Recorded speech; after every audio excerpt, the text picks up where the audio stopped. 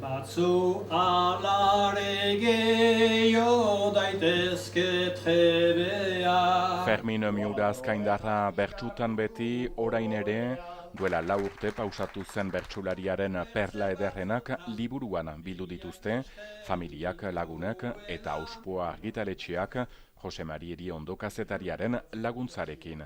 Hala, plazer da, eta aitak idatzi zituen hainiz bertsu kaieretan, eta denak etxean ziren, eta gordeak, eta orai deneri eskainia da, bertsu horiek guztiak denak eskainiak dira, azkain goeri, baina Euskal Herri guziko ere.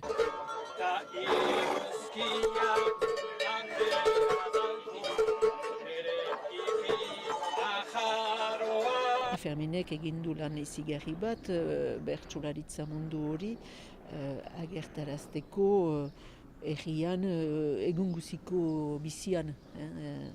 Etzen beti eskoraz mintzatzen zen, eta lehen auzo nuen, behaz, plazer handi bat da, eta hor hautatu dituzte bertsu batzu, baina guk badakigu anitz idazten zuela. Hor, entxeatu gira, berak unki dituen sailak, kantatu izan du azkaingo gertakari hainitzeri, buruz, kantatu izan du Elizetan, Arzainekin demora asko eman du Arzain Txakur Xapelketen aurkezle baitzen hekin bersuak kantatzen zituen, hor atal berezi bat bada ere, eta gero badira Fermin gizon idekia zen, bersuari idekia, munduari ere idekia, eta munduan ziren gertakari batzueri buruz, eta egin ditu bersu sailak, egian ere argitaratuak izan dina demoran, baina mehesi zuten hori biltzea. Gaurkoa ongi zen, ezen gazte furian dien horiek, Michel Salvador-Tanerekin juntatuz. Ez gira aski nahasten bertsolariek elkarrekin. Gaztiekin hartzen dira, eta bertziak gogeztu eta parada ondirik.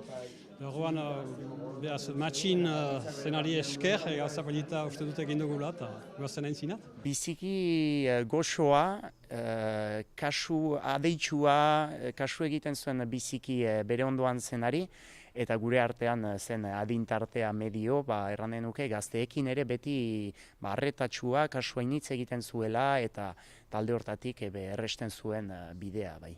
Guti ziren eta ezin zuten, ahal zuten egin zuten, eta segitute bakarrik 5-6 ziren 20 urtez, eta eieri esker orai bada loreaztatzen da pixka bat bertsolari mundua iparaldean, eta hori biziki plazer handia da.